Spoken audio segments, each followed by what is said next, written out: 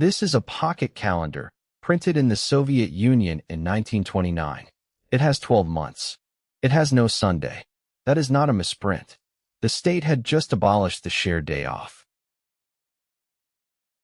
They tried to kill the week. They lost. Nobody can prove where the week came from. So why is it so hard to kill? Every unit of time you use is a real motion.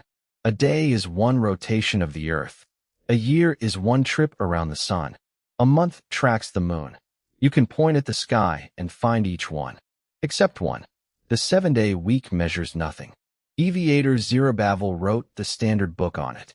It opens like this. Days, months, and years were given to us by nature. But we invented the week for ourselves. Everyone's first guess is the same. It must be the moon, cut into quarters. But a lunar cycle does not divide cleanly into 4 7-day weeks. And there is something stranger.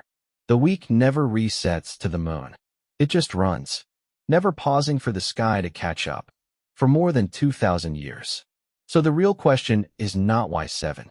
The real question is who let a cycle of time stop looking at the sky. Everyone points to Babylon.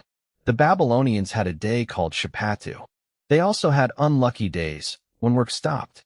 But Shappatu was the full moon, day 15, and the unlucky days fell on the 7th, the 14th, the 21st, and the 28th. Both were locked to the moon. Neither one was a week. You could say the Sabbath is just Babylon's unlucky day, renamed. Partly true. Many scholars think the word Shabbat does come from Akkadian. But a name can be borrowed. What came next could not. Around the Babylonian exile, from 587 BC, the 7th day let go of the moon. It became a cycle that never breaks, never pauses, never resynchronizes. That is the invention. Once a cycle stops having to match the sky, it can run forever with nobody correcting it. Then it stopped being a matter of faith and became state infrastructure. In AD 321, the Emperor Constantine imposed the 7-day week on the Roman Empire and gave Sunday off. After that, it did not need anyone to believe it. It only needed everyone to use it.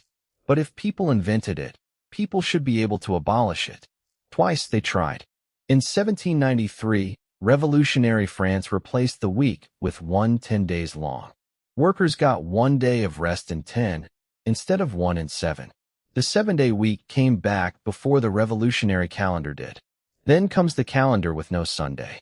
In May 1929, the economist Yuri Larin made a tidy argument. Machines do not need rest. Only people do. Split the population into 5 groups.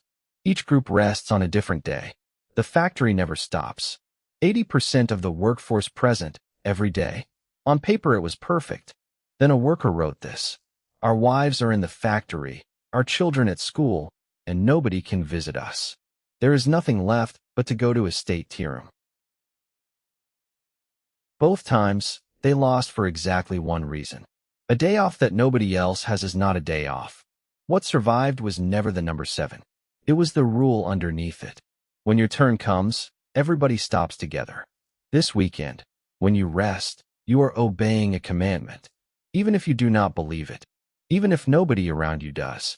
It outlived the faith that made it, because it was never really about the sky. It was about all of us stopping at the same time.